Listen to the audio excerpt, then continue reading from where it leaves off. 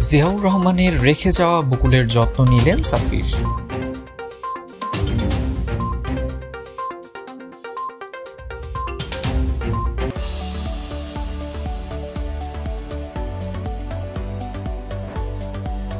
বিএনপির প্রতিষ্ঠাতা শহীদ রাষ্ট্রপতি জিয়াউর রহমানের রোপণ করা গাছের পরিচর্যা করেছেন জেলা ছাত্রদলের সভাপতি ফারুক আহমদ সাব্বির।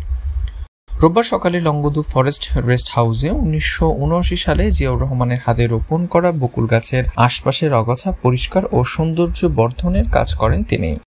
এ সময় জেলা স্বেচ্ছাসেবক দলের সিনিয়র যুগ্ম আহ্বায়ক বেলাল হোসেন সাকু, যুগ্ম আহ্বায়ক শাহাদাত পারভেজ ও আরজ হোসেন সুমন, রাঙ্গামাটি পৌর স্বেচ্ছাসেবক দলের আহ্বায়ক কামাল হোসেন, লংগদু উপজেলা ছাত্রদলের আহ্বায়ক মোহাম্মদ রায়হান, সদস্য সচিব মোহাম্মদ তানজিব, সিনিয়র যুগ্ম আহ্বায়ক আরাফাত, লংগদু সরকারি মডেল কলেজ ছাত্রদলের সভাপতি মোহাম্মদ আহাদ, সাধারণ সম্পাদক মোহাম্মদ সাকিব, সিনিয়র সহসভাপতি নাজমুল হাসান ও সাংগঠনিক সম্পাদক শ্রাবণী আক্তার সহ অন্যান্যরা উপস্থিত ছিলেন।